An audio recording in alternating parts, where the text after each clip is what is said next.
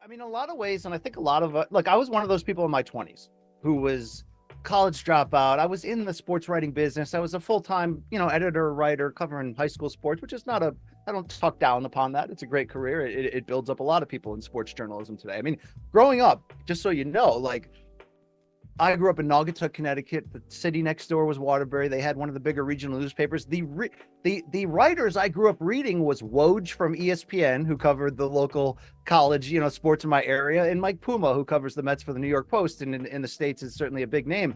So, I grew up, I guess, following and reading people with the careers that I ended up getting. But I always had this belief in my early 20s that, like, everybody else was given a gift. What the hell's mine? Right? You know what I mean? Like everybody, this guy can, the first time he picked up the guitar, he just knew it was his and he's been at it for 20 years and look at him. Or this guy, this guy's dad owned a store and he always knew he was going to be a businessman after that because of that.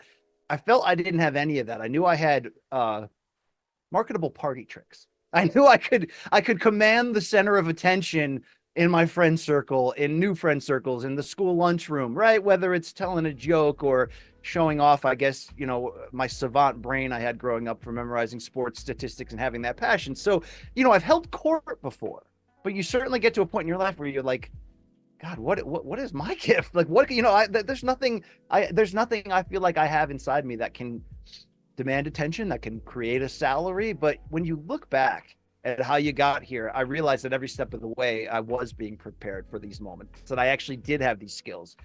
But it's trial and error to get there. And what I mean by that is, I guess I've always had a very vibrant personality that maybe it took me 40 years to realize. In some cases, there's an imbalance there chemically. There's there's a need to take mental health seriously. Yet I grew up in an era where no one talked about it at all. So maybe there's a gift within my imbalance. Something more. Ronaldo, the great, all-time great combat sports analyst, when his Showtime documentary came out in 2018, The Bipolar Rock and Roller, I was tasked with CBS Sports of following him around for a day around New York City at media stops, and I wrote a 4,000 word feature on what he was trying to do. And in that process, something in me changed. And one of the big things I remember him saying was, we talk so much about, in his case, bipolar disorder as a negative. But what about the positives? What about the otherworldly positives, the superhero abilities, the passion, the memorization, the what have you? You look at like a movie from the late 80s, Rain Man with Dustin Hoffman. You look at that as somebody who has problems. Yet what about the beauty in his beautiful mind and his memory? That struck me to the core. That experience of watching that film and the premiere in the theater with everyone with tears coming down their eyes made me realize something, that I have some gifts inside me. I also, at that point realized I needed to take mental health more seriously. But the exact point when I realized that this charm or this personality I have could be something was very accidental. I was lucky, 6 years into my career at ESPN, which was always my dream job, to stumble into boxing to a certain degree, start writing for the website, start editing, and eventually got an opportunity to host a digital show called Making the Rounds. This became, in the end, without me realizing it, a 4-year journey of reps. Everyone always says, what's the most important thing in this business? What should I do? BC, should I go to college? Should I start my own YouTube channel? My answer is always, the only currency in this business that really matters is reps, opportunity. And you can create those reps on your own with a no-name podcast that no one will listen, but you better be finding a way to get reps. I realized that early and took it seriously. I tried to appear on every podcast and radio show I could. I used that digital show to just keep screwing up, going back to the drawing board, nervous as hell, rewatching my clips 58,000 times and driving myself crazy. But something happened along the way. I remember being in the ESPN newsroom and a great friend named John Israel. And by the way, his father was one of the original ESPN employees from 1979 that started that place. And he said to me, hey, and at that point, everybody's saying, hey, man, I saw you on your digital show. Great to see you making these steps in your career. He was the only one that said this. You're not yourself on that show. I said, dude, you have no idea how hard it is to get over your own anxiety, get on the camera, stay calm, deliver. He said, yeah, that's fine. But he goes, the guy that walks around the newsroom at 11:30 at night, every Saturday night, trying to tapping everybody on the back and trying to fire them up for why they need to turn on HBO or Showtime or what have you and watch that fight that weekend. The guy that is dripping with intensity, telling people why this fight matters. Where's that guy? I remember being so insulted, right? This is the time that, you know, the insecure, trying to figure it out. But what I realized when I chewed on what he had said for months afterwards was I was being a fraud. I was trying to be, you know, at that point in my career, who's the biggest name ever? Jim Lampley, HBO Sports, maybe the greatest boxing blow-by-blow announcer of all time. I'm trying to do a poor man's Jim Lampley imitation every time I'm on the microphone. Why? Because I'm trying to get ahead? No, because I'm trying not to be found out for the fraud with the imposter syndrome that I really am. So in my limited mind at that point of just being so happy to be there, it was, what can I do to not fail, not succeed? What can I do to not end up in flames and pulled from the seat and said, hey, nice tryout, but you don't have it, kid. What can I do for that? I realized I was essentially, you know, we talk about, I don't know if you're an NFL football fan, but there's the, you know, there's the idea of prevent defense when you have a big lead becoming a negative. It's basically the idea that defensively you have such a big lead, so all you're trying to do is protect that lead by playing defense as liberally as you can to just avoid the big one. And you take your eye off the ball, and it's so many times you see people come back. That's the way I was looking at my career. I just want to be a part of it, but not fail, not told to go home. It was really, it didn't happen until my 40th birthday when I was already established in this business. Was already a full-time, had moved on to CBS Sports, was a full-time writer, broadcaster, was doing good stuff, was doing pretty good stuff.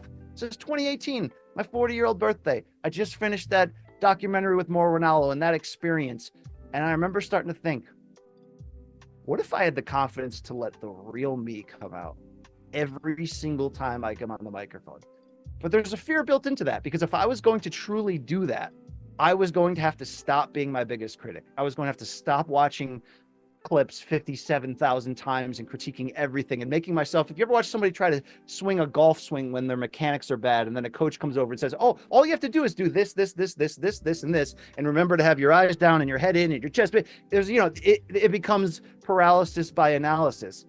I literally had to get to a point where I looked in the mirror and said, I've accomplished great things in my career, but I don't feel like I'm doing great work. I don't feel like I'm doing anything that matters.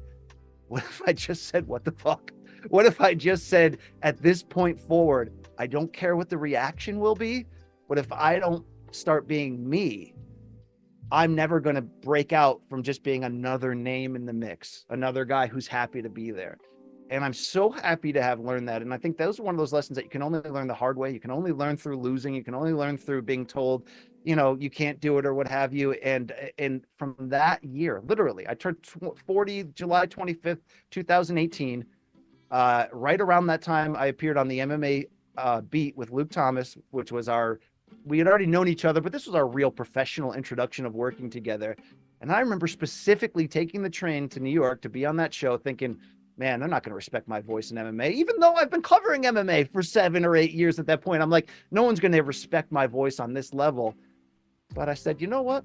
Who cares? This is gravy. This is extra money in my pocket. What if I go out there and just be me? The guy that goes out for beers with his friends and maybe is exhausting to hang out with, but I'm me, right? You know what I mean? And from that point on, this is not a humble brag, but the phone has not stopped ringing. And, you know, I thank God for it daily. I'm at a point now of being able to provide for my family that I never imagined I'd be at. But I'm only here because I got out of my own way. I stopped not believing. I stopped over critiquing. I stopped watching my own work afterwards. You know, maybe once in a while for certain key things I need to work on, but for the most part, I said, this is who I am, like it or not. I'm glad that it was liked, but I don't even get to that point. And I'll end this long rant by telling you this. Without 4, 5, 6 to 7 times being ambitious in my career, knocking on doors, asking for opportunities, and literally being told, I don't see you in this role. I literally was told in 2014 by the head of boxing for ESPN television that we cannot put you on camera because we cannot sell you to the public. You don't fight. You're not a day-to-day breaking news guy. You're more of a feature writer and an editor and this or that. We like your digital show that you got going on, but we can't sell you to the audience. The same guy who told me that, because I didn't blow up. I didn't say, oh, he's right and I'm wrong, right? I said, no, I'll show him. I said, okay. I said to myself, okay, it's one man's opinion. I got up out of that chair. Thank you for your time. And I kept going. Kept going and working hard. And 6 months later, that same guy called me, said, "Hey, we got somebody on vacation. We'd love for you to fill in inside the ring, interviewing the fighters after the fights. We'd love for you to be in the studio next week and be our analyst." And it's, I mean, I had a boss sit me down in 2011 and say, "I'd love to help you. You're one of our hardest workers. What can I do? You want to be an NFL writer, an NBA editor? I'll go make a call in a second." I said, "I want to be a boxing writer." He said, "This is the worst decision you can ever make for your career." He said, "The sport is dead." He said, "How many people do you think are making full-time good money in this space?" And I remember at the time thinking, Dan Raphael, Kevin Iole, but he also does MMA. And then Chris Mannix does boxing, but and NBA. Yeah, maybe 2.5, maybe 1.75. But I remember telling him, I don't care because this is my passion. I remember specifically saying, you can't pick who you love. There were so many moments like that everybody has. But what I found is the large percentage of people respond to that by going, they're right. Who am I to think I can do this? Let's be practical. Let's pay the bills with practicality. I'm here to tell you, after 45 years on this earth, that the greatest moments in my life have been the most impractical ideas or developments that you ever could have imagined. So why, as a society, do we waste all of our time stressing about the practicality when every birth is a miracle, every relationship or greeting or meeting you have that takes you to the next level through networking, everything seems to be cosmically designed, whether you're religious or not, in the impractical? When I finally realized that it could be me too. It's not just people that went to Notre Dame and were in this great broadcasting school at Syracuse and started at 22 in the play-by-play chair because they had it. Those are the only guys that can make it. No, you can make it too. You gotta be long suffering. You gotta rewire up here what it means to succeed and how you might get there. It's the longest freaking road possible. But yeah, it is worth it. It is worth it.